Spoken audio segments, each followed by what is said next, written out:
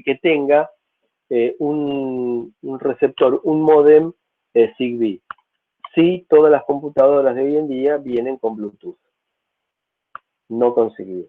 Pero, de vuelta, yo puedo hacer un concentrador Zigbee si lo quisiera, o puedo reprogramar un dispositivo que tenga un módem Zigbee para que actúe de cierta forma en particular. Es decir, es una estructura que es programable y que es redundante en una determinada configuración, es redundante, es decir, que en caso de que se me caiga algún nodo lo puedo llegar a reemplazar. Lo mismo que pasa en ese sentido con Ethernet. Si se cae un nodo, automáticamente el sistema rerutea pasando por otros nodos los paquetes de información.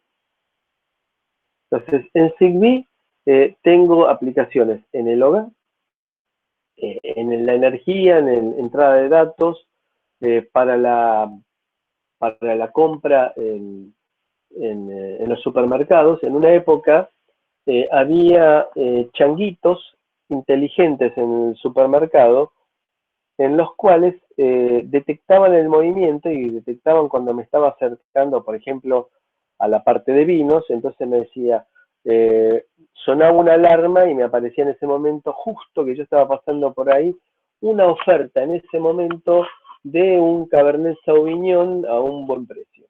Digamos que era una técnica que no tuvo demasiado éxito porque se la robaron para promocionar y para usarlo en el mercadeo en supermercados. En edificios, para armar redes inteligentes de sensores y saber cuando uno se está moviendo por el edificio, para telecomunicaciones, salud y control, todas las cosas de la vida cotidiana. Este también es un muy buen libro, similar al de Bluetooth que habíamos mencionado antes, muy recomendable. Yo lo tengo, este libro, realmente es muy bueno porque está pensado para lo que nosotros decimos. Y acá aparece específicamente la norma 802.15.4, que es la misma norma 802.15.4 que utiliza LoRa. Entonces, de esta manera podemos decir que LoRa y Zigbee son primos hermanos, porque utilizan la misma norma de comunicación. Y después, cada uno tendrá su grupo de interés que le da la parte del stack, la parte de la pila, tanto de LoRa como de Zigbee. Vemos acá que trabaja con DSSS, lo mismo que LoRa, Direct Sequence Spread Spectrum, es decir, ensanchamiento de espectro por secuencia directa, que es esa que se transmite conjunto de unos y ceros, que es el factor por el cual se multiplica cada paquete de datos para transmitirlo. Pero en lugar de utilizar la modulación chirp de LoRa, utiliza desplazamiento de fase para la técnica de modulación. E introduce normas de seguridad. Entonces, esto vamos a hacer un poquito de historia, topología de la red, comparaciones, y después vamos a entrar en detalle con las características técnicas y algunas especificaciones finalmente, y con aplicaciones. Historia, aparece Zigbee hace poco más de 20 años. Pensando de vuelta en una estructura más flexible, una topología más flexible que la que nos ofrecían tanto Wi-Fi como Bluetooth. Bluetooth necesita un concentrador, que sea el que gerencia las comunicaciones. Acá vamos a poder crear o reconfigurar un nodo para que actúe no como concentrador, sino como ruteador, llamémoslo así.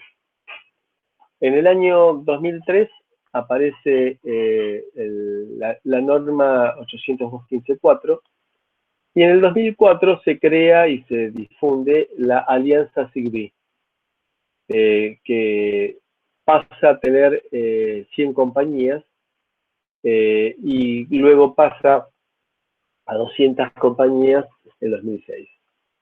Entonces, en el 2004, basándose en 802.15.4, se crea la especificación Zigbee a través de la Alianza Zigbee, En el 2005 empezó a difundirse a través del público y en 2006 comenzó a hacerse popular en forma importante. En el 2006 se hizo una modificación y en el 2007 se hizo una especificación orientada a la automatización hogareña, lo que hoy llamaríamos un smart home. Las empresas involucradas son algunas conocidas por nosotros, Philips sin lugar a dudas, Huawei, muy conocida en los últimos años por la telefonía celular, Motorola, Samsung, Siemens, Schneider, Texas, ST y Freescale. Bueno, Eaton también para la parte de transductores. De acuerdo con, vamos a hacer varias clasificaciones que no son excluyentes, es decir, un dispositivo va a caer en una de estas líneas y en alguna de estas líneas. Es decir, no es que si aparece acá, no puede aparecer aquí. Vamos a clasificar al dispositivo de acuerdo al tipo. Va a ser coordinador Zigbee, ruteador Zigbee o dispositivo final Zigbee. Es decir, el nodo Zigbee, mientras que el router y el coordinador cumplen funciones de mayor jerarquía que por el nombre ya las podemos inducir. De acuerdo a la funcionalidad, será un dispositivo de funciones completas, de funciones reducidas o un coordinador de área personal. Vamos a tratar de ver un poco de qué se trata. Entonces, veamos cómo es una topología normal. En violeta tenemos el coordinador, en amarillo el router y en verde el dispositivo final. Entonces tenemos una topología estrella en la cual en el centro, en esta topología, va a estar el coordinador, lo que llamamos el concentrador en el caso de Bluetooth, o el router en el caso de Wi-Fi. Y ahí puede haber un router, eventualmente, o puede haber un dispositivo final. Otra topología es cluster tree, es decir, un árbol de clusters, en el cual tenemos vinculadas a través de ciertos nodos coordinadores las distintas subredes. Y después tenemos la otra que es la mesh o malla, que es la más flexible de todas. Es la más compleja de implementar, compleja relativamente, la más compleja de implementar, pero es la más flexible y la más recomendable siempre y cuando, si nosotros pensamos que en esta topología, por ejemplo, si yo quiero que este nodo terminal, dispositivo final, se conecte con este coordinador, estos nodos intermedios, por ejemplo, si elijo este camino, si elijo este camino, estos nodos se van a ver recargados, retransmitiendo paquetes en los cuales ellos no tienen nada que ver. Y análogamente, si este nodo se quiere comunicar de vuelta con el coordinador, estos nodos intermedios se van a ver afectados porque van a estar transmitiendo cosas que ellos no generaron y no son receptores. Entonces, el caso de Mesh tiene una ventaja interesante. Primero que es flexible. Y en segundo lugar, que es redundante. Entonces, imagínense ustedes que yo quiero encender la lámpara que tengo aquí por medio de un interruptor que tengo en la otra punta de la casa. Cuando digo un interruptor, puedo pensar que es algún dispositivo de tipo control remoto. Entonces, empiezo a transmitir. ¿Qué hago? Cierro el interruptor y la información del cierre del interruptor elige viajar por este camino. Cuando digo elige viajar, es una simplificación adrede para no meternos aquí en camisa de 12 varas en detalles técnicos. Pero bueno, de alguna manera se decide que este es el camino óptimo porque estos nodos están poco utilizados, mientras que los demás están más utilizados. Entonces, perfecto.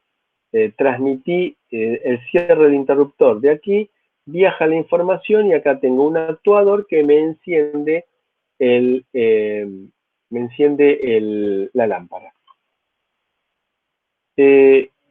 ¿Qué pasa? Se rompió, se cortó, se acabaron las pilas, por ejemplo, de este nodo.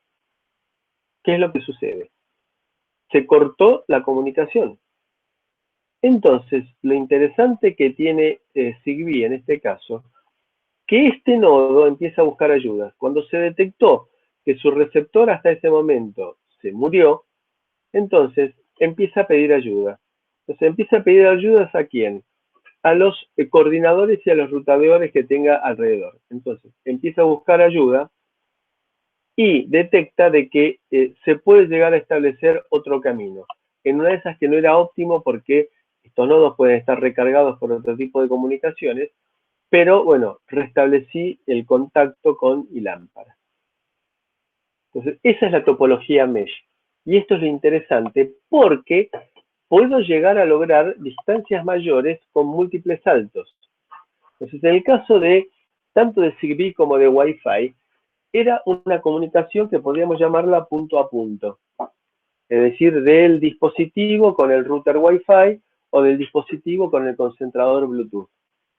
Acá, al poner varios nodos en el medio, supónganse que cada nodo esté a 20 metros, voy a decir, por ejemplo, 20 metros, 40 metros, 60 metros, 80 metros, 100 metros. Es decir, que estoy encendiendo una lámpara que está a 100 metros. Entonces, en esta configuración, que es interesante desde el punto de vista de tener múltiples sensores, la ventaja adicional que tengo es que puedo utilizar los nodos intermedios como repetidores, ampliando el alcance. Aquí nos aparece que Bluetooth tiene un alcance similar al de Zigbee, pero el de consumo de Zigbee es bastante inferior. El modelo aplicable aquí, para el caso de OSI, es las dos capas inferiores, me las da lo mismo que pasaba en LoRa, 802.15.4. Mientras que la Zigbee Alliance me da estas tres capas intermedias. Y el usuario final es el que tiene que implementar la aplicación. Entonces, esto es lo que se llama el stack Zigbee. Entonces, este stack, normalmente, hoy en día, lo programo yo por medio de comandos o por medio de la transferencia a través de una API que tenga el modem Zigbee.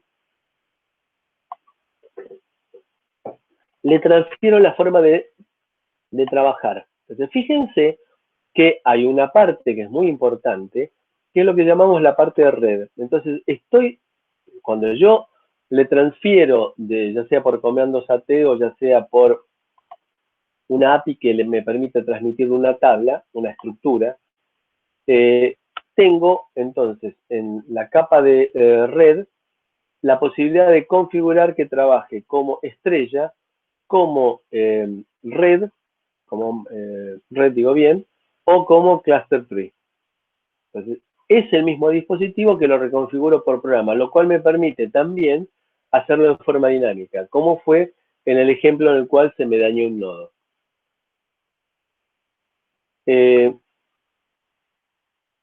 ¿Alguna pregunta hasta aquí? No, no, lo único, saber, digamos, si es la misma frecuencia la que va como la de Bluetooth, 2.4 giga. Sí, Ah, sí. Ojo, es 2,4 giga, pero hay casos, por ejemplo, en Asia, que optan por hacer dispositivos Zigbee que trabajen en sus propias frecuencias. ujú. Digamos, no es todos los dispositivos Bluetooth o la enorme mayoría de dispositivos Bluetooth trabajan en 2,4 gigas. La mayoría de los dispositivos Zigbee trabajan en 2,4 gigas, pero existen mayores variantes para Zigbee que para Bluetooth. Ujú. Ah, ok. Entonces, acá tengo, por ejemplo, una estructura que pone de manifiesto cómo es la forma de manejo y de programación. Entonces, esta es una estructura que yo le doy valores, entonces en este caso le estoy dando valores, asignándole valores a la estructura, a los elementos de la estructura, digamos, para ser precisos, la estructura no tiene valores. Le estoy asignando ahora a la estructura valores, por ejemplo, de potencia, de tolerancia, y así sucesivamente. Entonces, programo el funcionamiento del módem Bluetooth en una forma fácil con estructuras que me da el fabricante de cómo es que lo tengo que programar. O bien, utilizar comandos AT, que son distintos comandos AT de los comandos AT de un módem telefónico, de un módem Bluetooth o de un router Wi-Fi. Utilizamos DSS, lo mismo que para LoRa, es decir, que hay una secuencia de unos y ceros que son los que utilizamos para multiplicar la señal, la multiplicamos por una secuencia de unos y ceros, que es la palabra que se intercambia en el momento de conexión, y de esta manera tengo la generación de esta señal que resultaba de multiplicar los datos por la secuencia. Teníamos esta transmisión que lo que nos hace es ensanchar la banda de datos. Y fíjense que la tecnología de manejo del espectro es distinta a la de Bluetooth, porque en el caso de Bluetooth utilizábamos Frequency Hopping Spread Spectrum y acá estamos utilizando Direct Sequence, con lo cual me da una cierta seguridad en el cual no van a interactuar y no se van a interferir. Trabaja con múltiple acceso, pero lo importante es que trabaja con Collision Avoidance. ¿Qué significa esto? Significa que, primero de todo, voy y quiero conectarme con el dispositivo A. Entonces le digo, dispositivo A, ¿estás libre? Si no me contesta, es que está ocupado o que no está. Punto. Ahora, si el dispositivo A me contesta, ahí se produce un matrimonio. Entonces, el dispositivo que se quería comunicar con el dispositivo A queda conectado y ya queda inhabilitada la interferencia de un tercero. Por eso se llama collision avoidance. Es decir, evitar las colisiones, descartar las colisiones. Esta es la forma en la cual se opta en forma inalámbrica para la comunicación, la conexión. Se utiliza modulación por desplazamiento de fase. En el caso de tener valores binarios, como en este caso, o valores cuaternarios, es decir, 4 valores distintos con distintas fases, como en este caso, en el cual lo que se ve aquí es el mapa de dónde le voy pegando en cada una de las modulaciones. Los datos viajan encriptados con AES de 128 bits y se arma lo que llama un control de acceso, una whitelist. Entonces, les habrá pasado a ustedes, por ejemplo, en el teléfono o en la computadora, que cuando conectan un dispositivo Bluetooth nuevo, la primera vez tarda un montón, y la segunda vez ya se conecta mucho más rápido, en general. Porque se armó una lista, se incorporó en la lista blanca, es decir, de contactos permitidos por Bluetooth, se incorporó a ese dispositivo que habíamos conectado. Entonces ya sé cómo tratarlo. ¿Sí? Concentrador ya sabe cómo tratarlo. Entonces, bueno, esto es lo que habíamos ya visto de DSS. El AES es una tecnología muy segura de encriptado con claves de 128 bits. Y vamos a hablar un poco de especificaciones técnicas, configuración y aplicaciones. ¿Por qué usar Zigbee? En varias consideraciones. En primer lugar, porque es una tecnología difundida, porque existe compatibilidad entre los fabricantes, es muy confiable, se ha estandarizado muchísimo, con muy bajo consumo de energía, fue pensada para trabajar con transductores y con sistemas embebidos, es seguro, se puede usar en cualquier lugar del mundo, sin tener que licenciar frecuencias, y permite utilizar una gran cantidad de nodos en la conexión. Entonces, lo que hacemos es tener un host, es decir, un microcontrolador, que le envía datos y recibe datos del módulo, y del otro lado tenemos otro módulo similar que actúa como módem y que recibe datos y transmite datos hacia otro host, otra microcomputadora. Los modems son estándar, hay que buscar las hojas de datos de cada fabricante.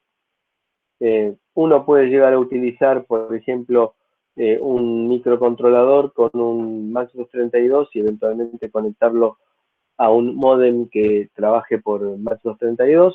En la práctica es más fácil comprar el modulito, soldarlo en nuestra placa y conectarnos directamente el microcontrolador al módulo a través de TTL, obviando la parte de conversión a RS232, porque hoy en día se venden los modulitos sueltos y no es necesario caer en el RS232.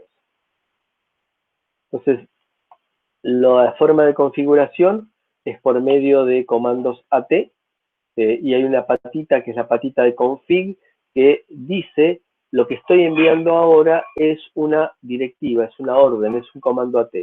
Cuando quiero enviar la letra A, pero como dato, no como comando, lo que hago es que la patita config esté en el lado alto. Entonces se interpreta que será, estoy transmitiendo la letra A, después la letra 3, y después todo el resto del texto, lo estoy transmitiendo por vía de Bluetooth y no se usa para la programación. Entonces, en este caso tendré AT, luego una serie de comandos ASCII, opcionalmente espacios y eventualmente parámetros. Y termino el comando con un 0D, 0A, es decir, retorno de carro, avance de línea. Basta con el 0D, que sería el retorno de carro. Entonces, por ejemplo, AT-DT, D es dial, T es tone, 1F significa que estoy direccionando, que estoy seleccionando al dispositivo 1F. Se lo envío a todo el mundo a ver quién me contesta. ¿Qué es lo que podemos programar nosotros por medio de APIs o por medio de comandos AT? La tasa de comunicaciones en radiofrecuencia, la potencia a la cual va a trabajar cada módulo, la frecuencia de transmisión, es decir, el canal que voy a utilizar, la tasa de comunicaciones de la UART, es decir, la comunicación serie hacia el microcontrolador, que no tiene por qué ser la misma la UART con el microcontrolador que la UART de RF, el modo de trabajo de la red, habíamos dicho si va a trabajar como Mesh, como Star o como Cluster Tree, la dirección del dispositivo, le programo al dispositivo la dirección del dispositivo, tipo de dispositivo y encriptado de la red.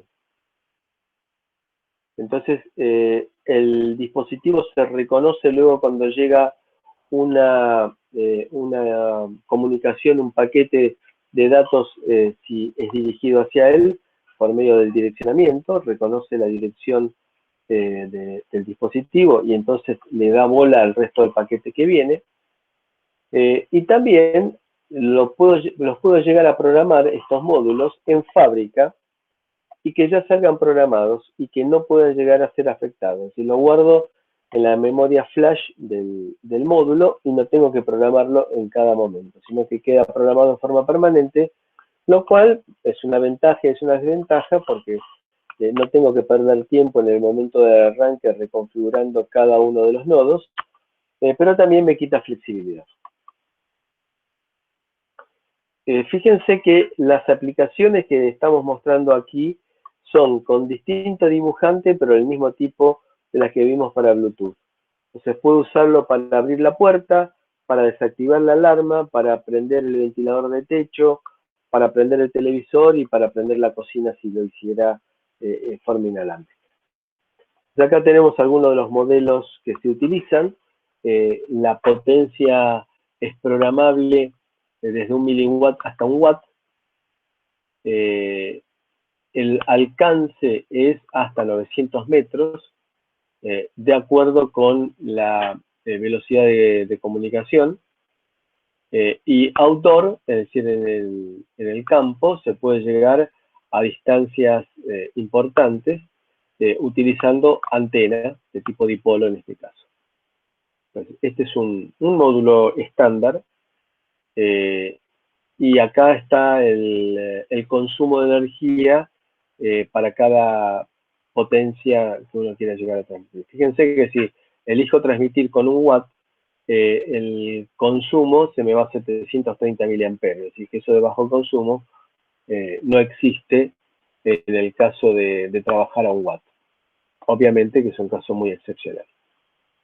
Entonces, LoRa y Zigbee tienen ciertas cuestiones en común, como el 802.15.4 de la norma del IEEE, mientras que la frecuencia son múltiples dependiendo de la zona del mundo en el cual me encuentre. En el caso de Zigbee, lo habitual dijimos que es 2,4 GHz, pero existen opciones de 868 y 915. El alcance típico es mucho menor, 10 a 100 metros. El consumo de energía es bajo, pero en el caso de LoRa es mucho más bajo. También la tasa de datos es mucho menor y la separación entre paquetes de datos es mucho mayor. La técnica de modulación es, en el caso de LoRa, con FSK, mientras que en el caso, es decir, modulación por frecuencia, mientras en el caso de Zigbee es modulación por fase. La tasa de datos es de hasta 22 kilobits por segundo, utilizando LoRa propiamente dicho y no un módulo que trabaja con una modulación GFSK simplemente, sino utilizando acá LoRaWAN, 22 kilobits por segundo, mientras que en el caso de Zigbee es desde 20 kilobits por segundo hasta 250 kilobits por segundo, trabajando en la banda de 2,45, 2,4 GHz.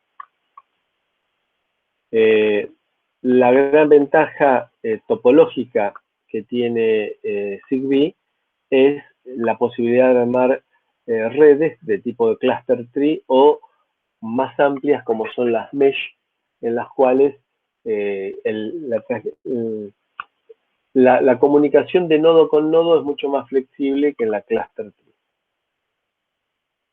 tree. Seguimos con LoRa y con Zigbee en la comparación. Y nuevamente, las capas más bajas están dadas por, en ambos casos, por IEEE 802.15.4, y después cada organismo de regulación, tanto para LoRa como para Zigbee, me dan los niveles superiores del protocolo, es decir, de la pila. ¿Alguna pregunta? No, nada, bueno, pero una observación que capaz que, digamos, Zigbee aparentemente sería más ventajoso que utilizar Bluetooth en cuanto a controlar, digamos, los dispositivos de la casa. Porque si bien uno no necesitaría, o sea, necesitaría un dispositivo aparte en lugar de tener un celular, ¿no? Pero Claro, exacto. Creo que lo hace más seguro. Me parece. No cualquiera puede acceder, digamos, a todos los dispositivos de la casa, aparte de De la acuerdo. topología de red que tiene, digamos. Coincido, me parece una buena observación. El precio que yo pago por Zigbee es que tengo que diseñar el emisor y el receptor. En el caso de Bluetooth tengo la ventaja de que yo tengo que diseñar solamente el dispositivo. Mientras que el receptor será el celular o la computadora. Pero Zigbee me permite a mí trabajar de una forma mucho más seria cuando tengo una matriz de sensores. Claro, sí. Digamos, la gran ventaja de Zigbee es la flexibilidad y el hecho que yo puedo programar un montón de cosas. Que en el caso de Bluetooth, como me tengo que conectar obligatoriamente con un dispositivo que no es obligatorio, ¿no? Lo que estoy diciendo, pero mayoritariamente me voy a tener que conectar con un dispositivo que yo no diseñé, entonces me tengo que atener al concentrador teléfono celular o al concentrador PC. Sí, tal cual. ¿De acuerdo? Sí, sí. ¿Alguna pregunta más? Y en tema de consumo, es menor que el Bluetooth, se comparan, digamos, ambos son más o menos Es en más precio. bajo Zigbee, es más bajo Zigbee que Bluetooth. Ah, presenta una leve, una ventaja también ahí. Una ventaja adicional. Y de vuelta, como yo en Bluetooth me tengo que conectar con un dispositivo estándar y en Zigbee no, yo puedo fijar las características de la comunicación como a mí me plazca. Y entre los cuales está la potencia a la cual voy a trabajar. Con lo cual puedo llegar a, por ejemplo, el mouse de una computadora. ¿A qué distancia va a estar normalmente la computadora? Tengo que transmitir a la misma potencia de un control remoto de una lámpara que está a esos a 5 metros. La respuesta es no. No, no, no, no necesariamente, claro. Entonces, se maneja con ese tipo de cosas. Es decir, dinámicamente puedo estar manejando la potencia consumida y la potencia en la cual estoy transmitiendo para optimizar en cuanto a consumo. Es mucho más flexible Zigbee, está mucho más orientado hacia aplicaciones técnicas, mientras que Bluetooth está más más orientada hacia aplicaciones de consumo, en la cual me quito el problema de tener que diseñar el concentrador. Claro.